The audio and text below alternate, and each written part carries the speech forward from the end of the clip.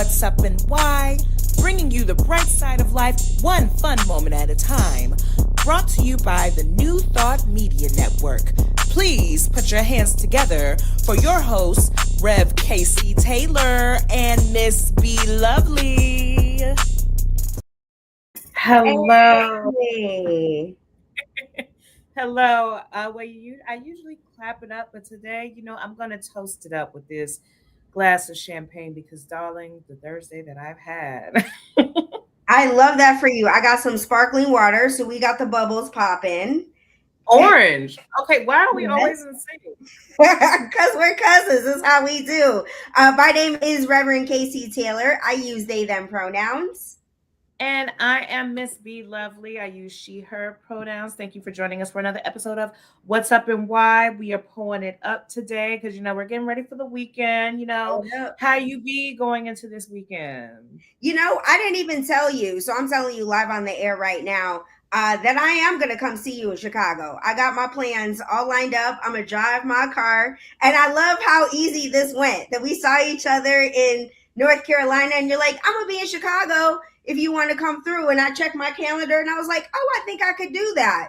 Looks like I can, because that's me and Charlie, me and my bonus kid going to take a road trip to Chicago to come see y'all. Oh, wow. Okay. Well, looking forward to seeing you. Maybe we'll get a picture this time, because we didn't get any pictures in North Carolina. So we need to do better. We need to do better when we see each other in Chicago next week. We absolutely do. Okay. Are we gonna have a show? Do we want to record from the road? Do we want to record together, or do we want to go dark? Or do you want to think about it for a little bit? Since I just Let's think about it for a bit. I mean, we will be together live. Maybe we should do a live show next week together, since we're going to be in Chicago, live from Chicago. So, all right, it's official. As we drink our bubbly. Yeah. But let's get into, the what's up and what's happening in the world. So, something I'm really excited about. The 78th Primetime Emmy Award nominations came out Wednesday, okay? I'm not going to date it by saying yesterday, but Wednesday. And, TV is having a full moment. So, oh my gosh. I was going to ask you a question, so I'm not going to ask it. But there's a show that a lot of people are talking about that is leading the nominations. Actually, I am going to ask you. Do you want to guess what show is leading the nominations? I really should. I mean, you put me on all the blast for having been a TV executive and like pursuing the life of my dreams and then blowing up my life and moving to Oklahoma. I have barely thought about, processed the Emmys, but you didn't threw a lot on us. You threw a lot on us just now. I mean, it's just been what it's been. So, I mean, I'm wearing my Sisu representing the shelter that I serve, the youth shelter where I serve. So I have no idea. Like, I know the Bear usually gets a bunch, but everybody says it doesn't get any love lately. So I don't know. What is it? The Pit, HBO's medical drama, The Pit. It's leading the nominations with 25. Noah Weil and Sally Field are both nominated. A lot of people have told me that I should watch The Pit, but I can't commit myself to doing that because I've been told, and from what I've read online, like it's a very not anxiety, but adrenaline pumping type of show. Like it literally takes you through the ER with all that stuff. And I'm like, my real job is already stressful enough. When I watch TV, I want to decompress and relax. Okay, I don't want to be on 10.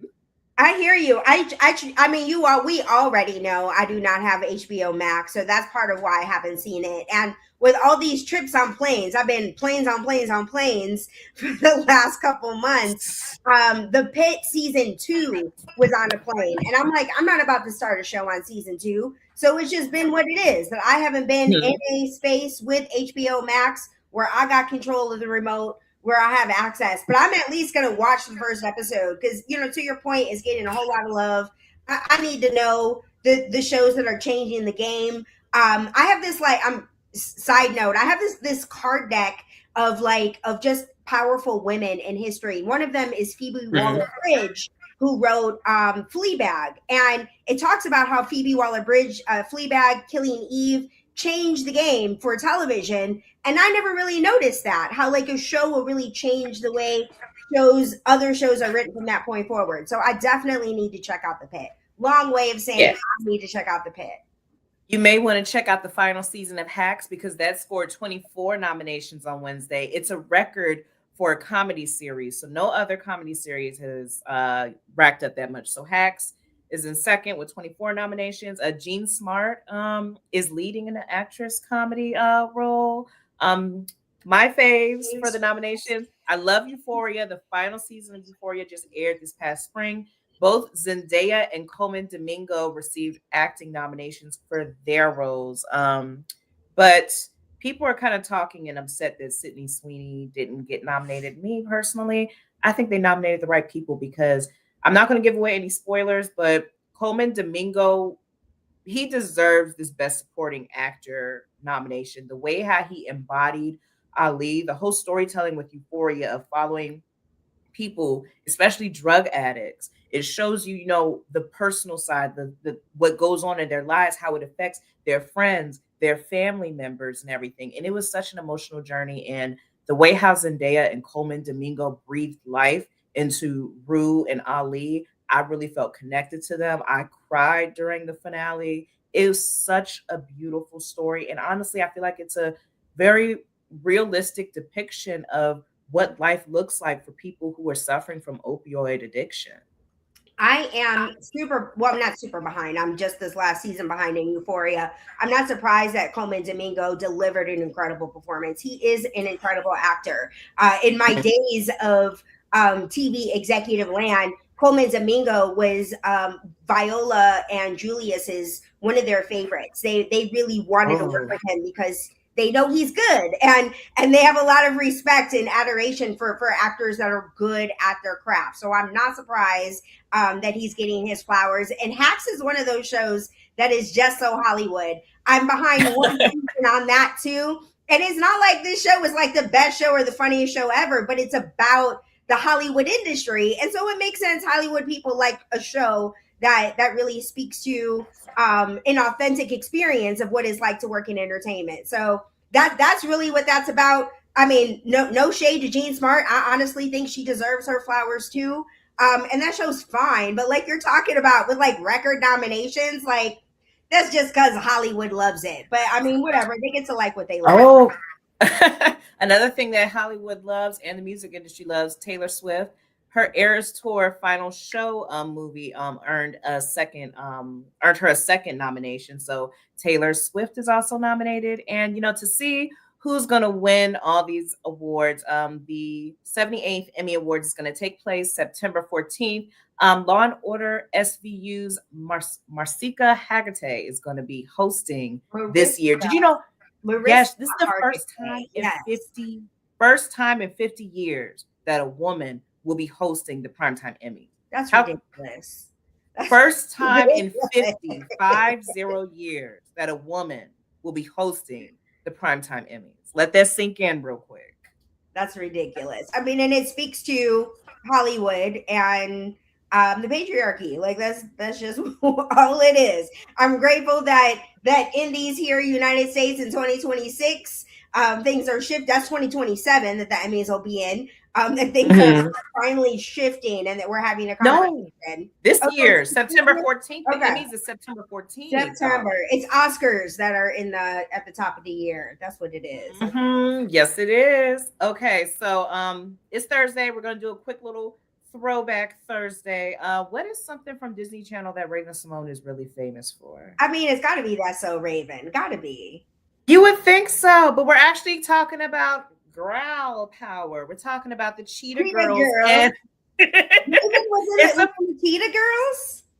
Raven-Symoné played Bubbles, aka Gabriella, in the Cheetah Girls. All right, this is not my era, so I mean, okay. Well, go to the left. Was in it, right? Somebody from 3LW or that hosted The Real, something like that.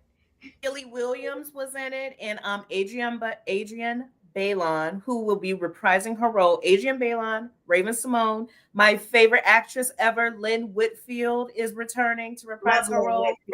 I love me some Lynn Whitfield. People always talk about how Lynn never plays broke in any of her roles, and it's true. She's always a rich woman, and she's in something right now, right? Is it Nemesis? What is she in right now? No, that's Don Lewis is in Nemesis. Oh, then I really need to watch Nemesis because Don is the homie. I didn't even know. Okay, all right. I just got Netflix yesterday, so I'm gonna catch up on that real soon.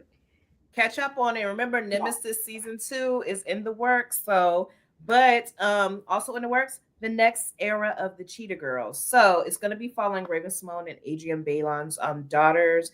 They take their daughters and their daughters' friends to this animal sanctuary in South Africa, and there they like learn the power of girl power and stuff as they come together and work to try to save these animals and stuff. And it's going to usher in the next era of Cheetah Girls. So I think this will be like, a fun, lighthearted Disney Plus film that you can stream, for a cute little throwback, since we're doing a lot of reboots and remakes. Yeah, obviously I don't remember the original, seeing as I didn't even remember Raven was in it. I think it was not my era. I was a college student who had no business, something like that, or early 20s, something like that, where I had no business watching the Cheetah Girls. I did watch Girl Meets World as a grown adult, but not the Cheetah Girls. Girl Meets World isn't as good as Boy Meets World. It's not. It's really not. It was during the heyday of Disney. Like that was right when Hannah Montana was out. We had The Sweet Life of Zack and Cody. You had High School Musical and all that stuff. So that was the era, and I'm looking forward to it. I'll give it a watch. All right. Yes, but something else that I recently took a look at, which is going to take us into our next segment, Do Better Blues. It looks like, did you delete my banner? I looks like I very well. Yeah, you might have. I was like, it's okay. That's what I was asking about. I was like, did I? It's okay. We can still go into Do Better Blues. What I just recently watched, this new horror movie, Obsession. So a lot of people have been talking about Obsession. I finally got a chance to watch it. Love the backstory behind it. The creator actually got found by one of the producers of Focus Films because he created a short film on YouTube. The producer saw it, liked it, was like, hey, I think you should make a motion picture. Teamed up, and now he got this motion picture, and it is the highest, is brought in the most money in the box office this year, Obsession. So I saw a lot of people talking about it, and I was like, okay, let me give it a watch. It's basically following this man. His name is Baron, aka Bear. That's his nickname. He has anxiety. He's very, very shy. He doesn't really know how to speak up for himself. And he has a crush on one of his closest female friends, but he can't bring himself to tell her. And so when she asks him, do you like me? He, brushes it off because he's too shy to admit it. Spoiler alert, if you haven't seen Obsession and you want to see Obsession, you should stop watching right now. So he goes to this, I guess, I don't want to call it it's a store that sells like crystals and does all the horoscopes and all that type of stuff, that type of store. And it has this item. Those are my, what? I said metaphysical shop. Those are my jams. Yes. So he went into a metaphysical shop and he buys this thing called a wishing willow. So it's like a tree branch. You make a wish, you break it. It's supposed to be a novelty item, but the girl at the counter was like, it works, but people always complain when they come back because they don't like the way how the wishes come out. He wishes that this girl loves him more than anything in the world. And he gets his wish all right to the point where it completely destroys his life, his friend's life, and this girl's life because some supernatural force takes over her. And she literally becomes obsessed with this man, like literally to the point where, till death do us part. Love the movie, super original, cannot stand Bear because you ruined your life, Nikki's life, Sarah's life. This girl is so in love with you. She is killing friends, female friends, because she don't want them talking to you. And it's like, you could have found out that this girl liked you because she was feeling you if you had just opened your mouth and had the conversation. So instead of doing that, you made a wish on a star. It ruined your life, okay? And he gets the love, but not the love that he's looking for. He's like, I need you to chill out. And she's like, no, I love you to death. It reminds me of a movie I just watched like 2 days ago. It's called 3,000 Years of Longing. Have you ever seen that? No. It's on Amazon Prime. Idris Elba stars in it. Idris Elba and Tilda Swinton. And it's a similar kind of like genie concept. But again, has a twist where it's different, where the Tilda Swinton, like she's like, anytime anybody ever wishes on these genies, this totally backfires. And so the two of them just kind of like end up sharing their story, and she's trying to figure out how to make wishes in a way to like free him, but also not backfire in her own life. So if you like the obsession, I would recommend checking out 3,000 Years of Longing on Amazon Prime. It's a really good movie. I'm gonna watch that because I like Idris Elba. You know, he's very easy on the eyes. And he is shirtless throughout the entire movie. So if that helps at all, if that's any motivation, check that movie out on Amazon Prime. Thank you. I will. But the moral of the story for today is do better, lose. If there is something on your mind that you need to tell somebody, tell them, okay? All of the drama that Bear and his friends went through, people losing their lives, people losing everything, could have all been avoided if he just fessed up to how he feels. Yes, sometimes it's uncomfortable to tell people how you feel. Yes, sometimes it's uncomfortable to try to figure out how do I have this conversation. But I think that's the fun part of having a conversation and, you know, ultimately growing and deepening your relationships with people where you can find a way to be vulnerable. Like, okay, I'm going to let my guard down and let this person know how I feel, whether it's good or bad. And, you know, if they accept it, that can help us to grow. But if not, it just shows me this person isn't really someone that should be in my, you know, my atmosphere. So do better. Do not be like Bear from Obsession. Okay. So speaking of doing better, I want to give reverence to somebody who is doing better. I want to give a shout out to Denver Mayor Mike Johnston for cutting homelessness by 45% in 2 years. I don't know how I came across this. I'm always like on the eye looking out for good news because I want to give somebody their flowers. I want to give reverence to somebody who's doing good positive work in the community. That's what this show is all about, is highlighting the brighter side of life, one fun moment at a time. So for Mike Johnson to run on this platform in Denver, be like, I want to end homelessness. People always have these like statements of like end homelessness, and like whatever, you want to have that lofty goal, more power to you. And recognizing with this, if you can cut homelessness in half in 2 years, I honestly think that this man really knows what he's doing. His commitment to end homelessness isn't really something we see often in the United States. I believe there's one state, it might be Salt Lake City, might be what I'm thinking of, off top of my head, that has cut homelessness substantially. And the way anybody does it is easy. It really is just providing housing and access to mental health care. Like that's all that has to happen for people to live off the street. And why would we want anybody in the who does that serve for people to be on the street? I've been, living, obviously I rep in CSU Youth Services. I care really strongly about looking out for the homeless. And in Oklahoma specifically, I've got an opportunity to hear the kinds of things that people say. And Oklahoma is one of those places where, like yesterday, there was a video of somebody throwing a Molotov cocktail at a homeless man in a wheelchair. Oklahoma citizens do some really horrific things to homeless people who are just out here existing, running them over with cars, like just really horrific things. And as we have these conversations about what can we do? I notice we don't talk about what do we need to do as a culture to stop people from throwing Molotov cocktails at men in wheelchairs. That's something old. Like we're not even there yet where we're looking at that, but really identifying what can we do to get people a safe place to live where they're not subjected to the horrors that other Americans are treating them as. And on top of that, getting people out of the elements, getting them out of the snow, getting them out of this heat, and providing just basic access. Americans feel so strongly about how we all have to work really hard to keep a roof over our heads. And is it worth people in the street, people struggling and dying and suffering at the hands of Americans who don't have any regard for their lives?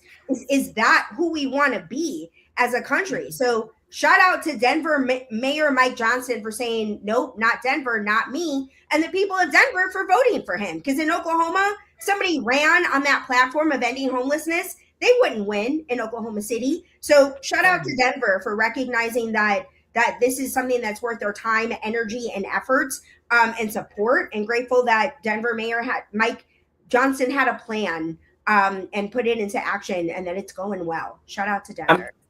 Shout out to Denver. Shout out to all the mayors that are making huge changes in their communities. I know Baltimore Mayor Brandon Scott, he brought Baltimore's homicide rate to the lowest it's ever been, I think, in like 50 years. You look in New York City, where Mayor Zoran Mandami is doing amazing things like providing universal child care for people, balancing the budget without cutting away from public works and everything. Like, it can be done. And thinking about people, I think food and housing should be a human right, because we all did not ask to be here. We should have somewhere safe and warm to, lay our heads at night, and to be able to have food in our stomach to be able to survive. But shout out to Denver's Mayor Mike Johnson, and thank you for shining a light on him, and it's giving reverence. For sure. And I don't even have a good transition for this. I really, really don't.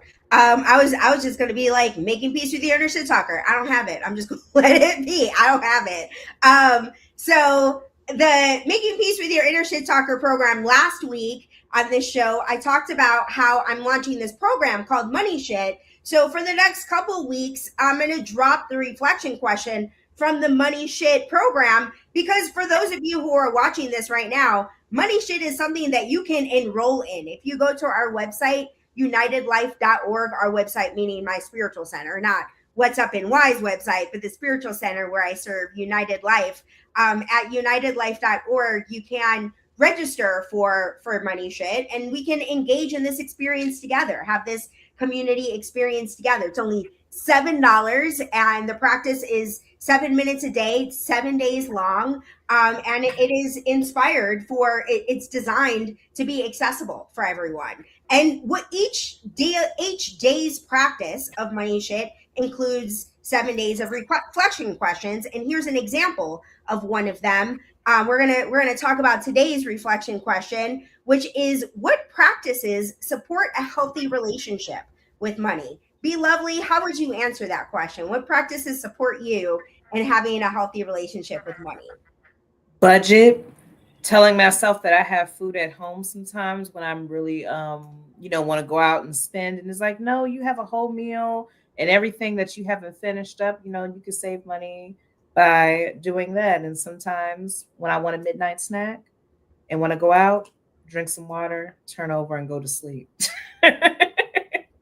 I absolutely hear you about that budgeting. I have had to shift my habits substantially to plan to eat at home, noticing how much money I spend out in the streets. And honestly, working at the shelter helps keep me out the streets. I'm not out there spending money if I'm in a homeless shelter giving back. And so for me, having side hustles has a two-way win-win situation, where not only does the side hustle put money in my bank account, but it also keeps me out the street from spending money. That's my trick. Hey, and it works too.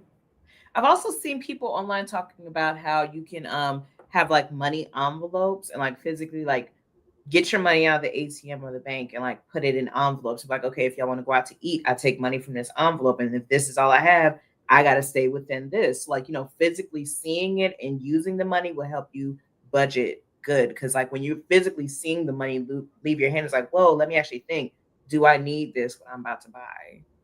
I hear you. I have an opposite situation. Like right now, I got a bunch of money because I took out a bunch of money for the drag show, the Juneteenth drag show that we did, and I just I didn't put it back in the account. So I just been letting myself have cash, and I find that I give it away a whole lot more because I have it. As I just spoke to seeing homeless people in the street, if I got money in my car, I'm giving them all my money. When I don't have cash, I don't have anything to give. But when I have it, I'm out in the street spending it. I give bigger tip, and so I'm not mad at it. Like, that's kind of the way that I look at it, is when I got cash, I give it out, and I just don't keep cash. So it's a way for me to give back, to give bigger tips for a while, to give more money in Al-Anon when I'm going to my Al-Anon meetings, because a lot of times I forget to bring cash. So when I have it, I'm like, let me pour it all in. So, and for me, I lose money too. And so that, you know, if I lose my credit card or I don't know what my credit card is, that keeps me from not spending money because I don't know where it is. That's number one. But number two, if I lose it, you know, I get to just call and get another one. Where if I drop money on the street, that's it. Like there's no money. Somebody's come up. Where they're just gonna send it back. So I don't have that paper relationship, you know, but like props to people who can figure it out. If you're an organized person, that kind of thing I think would work for you, but that's just not my vibe. And I think that to me, that's the beauty of the Making Peace with Your Inner Shit Talker program, is that it's not a one size fits all approach, that we're invited to ask ourselves these reflection questions and recognize what practices around money best support me. If you're the kind of person who we're having cash works well for you, you do you. For somebody like me, that doesn't resonate. So I'm gonna just have a second job. That's what I'm gonna do. You know? That'll be what it is. As we are at the end of our show, Be Lovely, you got any gems you want to drop? Anything you want to leave with people? Speak your truth. Speak what's on your heart. Say what's on your mind. It's not about what you say, but how you say it. You don't want to end up like Bear and his friends in obsession because you didn't know how to speak your truth. Okay, so save people's lives. Say how you feel. Heard. All right. Well, since you prayed us in, let me pray. You prayed us in offline. So I'm going to pray us out. So I invite us all to take a moment to settle into our space, bringing in our conscious attention and awareness to the breath, recognizing what a gift it is for us to be alive. And I am grateful that Be Lovely and I connect to highlight the brighter side of life, one fun moment at a time, that we celebrate and honor life, that we encourage and support one another to speak our truth instead of living in the mess. And I am grateful to trust and know that everything that needs to be said has been said, that each person is walking away with whatever wisdom or nugget of inspiration was necessary, and that we are all shining brighter as a result of it. And in gratitude, I invite us to close this prayer however each of us is comfortable. I choose to close by saying, and so it is. Amen. What a great episode. Thanks for joining us for another day of What's Up and Why. Bring you the fun side of life, one fun moment at a time. Okay? We will see you guys same time, same place next week, live from Chicago, the Windy City. I'm so excited for this. I have an idea. We're going to talk about it. All right. I'll see you next week. Have the best week ever.